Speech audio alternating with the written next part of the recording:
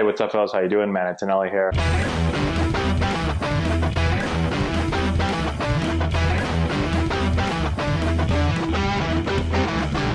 Hey, what's up guys? Juan here, and what today I'm going to talk about first and third defense. The last couple of days, the last week in particular, I've actually gotten a couple questions about first and third defense and where a player should be and what type of decision they should make within a situation.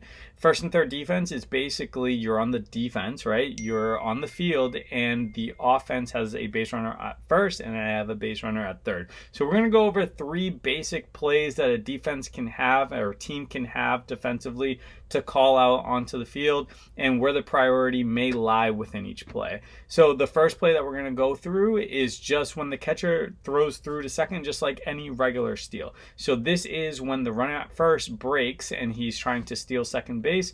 And all we're trying to do defensively is throw through and treat it as if nobody's on third base. You may use this in a number of different types of situations. Mostly it's going to be in a game that might be 0-0 and you think you can hit the opposing pitcher. It might be in a game that you think it's 1-0 and you think you can hit the opposing pitcher.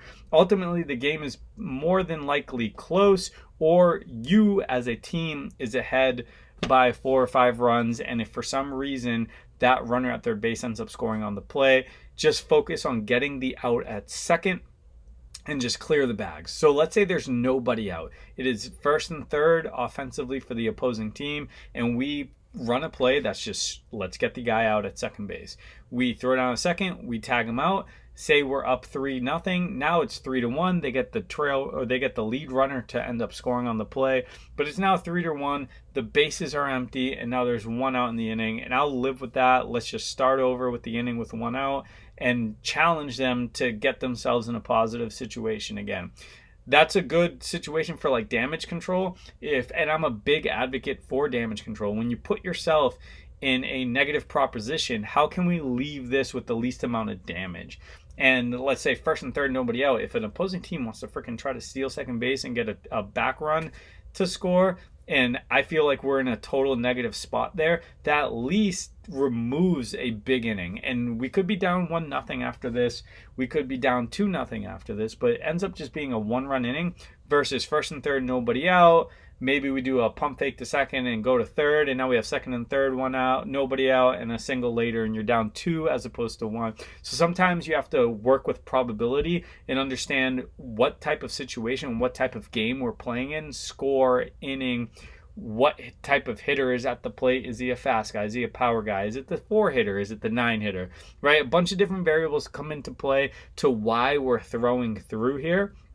But sometimes damage control is vital and key in order to keep yourself in striking distance or just ahead. Say I'm up 3-0, now it's 3-1, and we clear the bags with 1 out, and we can play with that all day. And it's a lot harder to score multiple runs now with nobody on and 1 out in the inning. So that's just straight through. Now, if the call from the coach, typically a coach will call the play from the dugout to the catcher, and then the catcher will relay it to the defenders on the field. If the call is straight through, that means that the priority is now the base runner at first, meaning that if now the opposing team wants to run what I call a gimmick play, so let's say break early, so that means the runner on first is going to try to run off of first base prior to the pitcher even delivering the pitch. Maybe he's looking in to his sign, the runner at first breaks towards second, and his priority is now to maybe get into a rundown in that type of situation. The pitcher should now step off, look at the runner at third to make sure he doesn't break,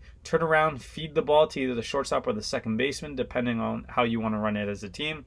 And now what you should do is prioritize the base runner at first. Now there's 2 things that you can do here. You can either walk that base runner all the way back and just start over first and third, which we've done before. I've legitimately yelled out, just walk him back, walk him back, walk him back. Our pitcher steps off, look at the runner at third, make sure he freezes or he's going back. He turns around, feeds our second baseman.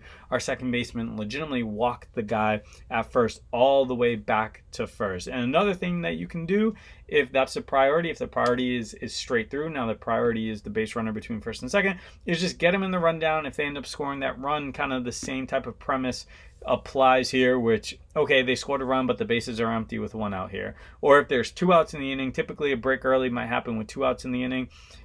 If there's 2 outs in the inning, just get the out. And if for some reason, again, they score, that the inning's over, it's now just one run as opposed to multiple.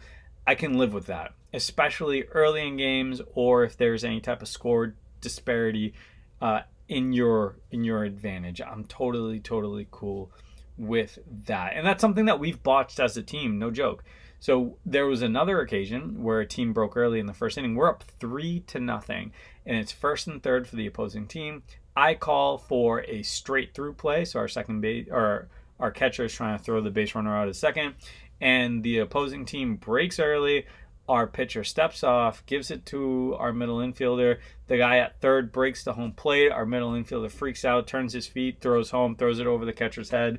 All of a sudden, now the run scores, and they have a runner out in scoring position again. So now it's 3-1 runner in scoring position instead of 3-1 going into the second inning.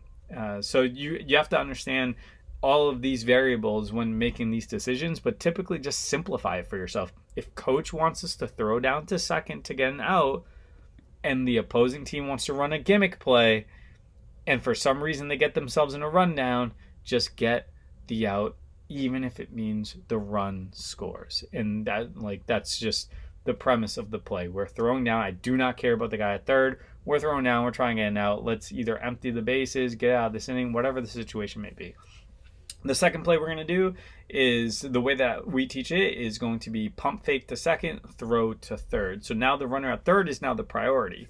The runner at third is the guy that cannot score. We cannot have this guy score. We're trying to prevent him from scoring. So if the opposing team wants to try to steal second, they can take second, but we're going to pump fake to second and see if the guy at third wants to jump off. Now this is a read play for the catcher. The catcher is now going to read how far off the guy at third, the base runner at third, is, and that's going to tell us whether or not we're going to throw it towards third or not. It's an option play. If we feel like he really propelled off a third and we can back pick him at third, then we throw the ball. If we feel like he's retreating, already back to third, then we don't throw the ball. Nothing happens. Now we have second and third. Maybe there's no or one out in the inning. If we really need that run to get cut off, we'll just bring the infield in and work from there. It's kind of one step at a time there.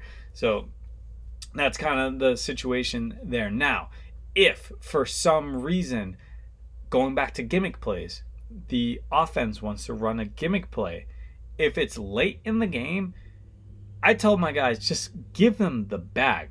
And we did this earlier again this year. First and third, we were down by 2. Our pitcher had 2 strikes on the hitter.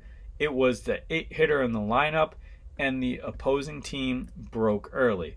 Our pitcher steps off, and he legitimately stared at the kid and said, just take second, right? Just take second. You are not our priority. The guy at third is our priority.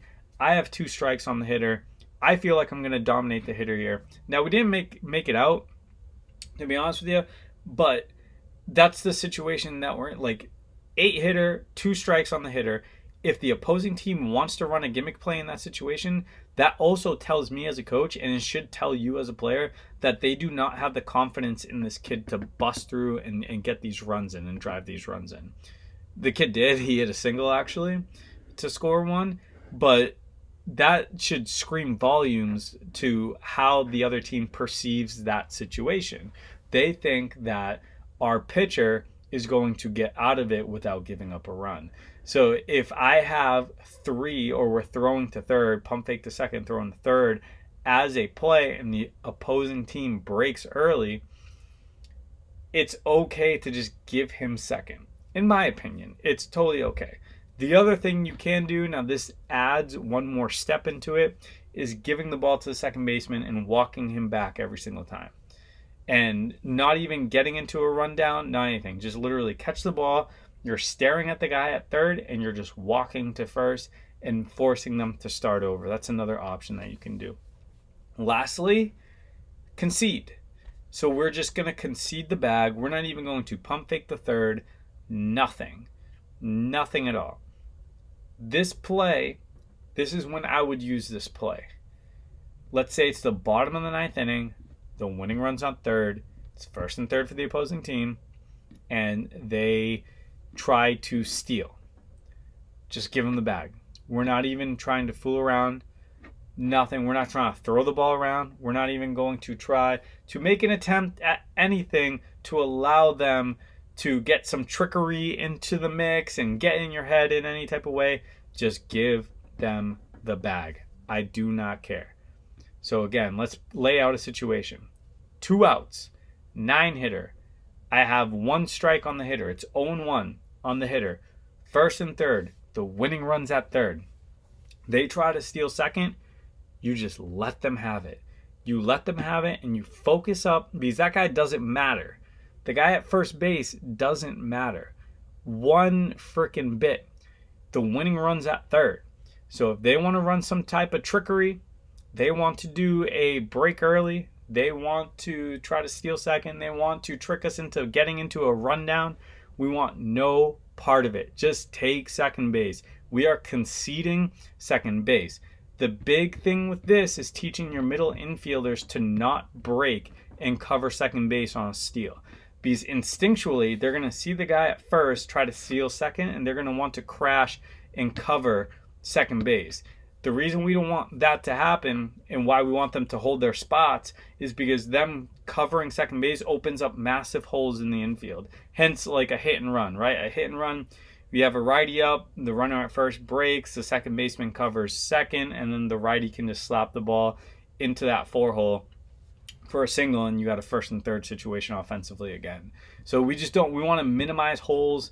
We want to be in a proper position to make a play in the infield. So the biggest thing that you need to tell you guys, we're conceding. That means nobody move. Just stay in your spot, make your prep step, give him second base, don't throw it around.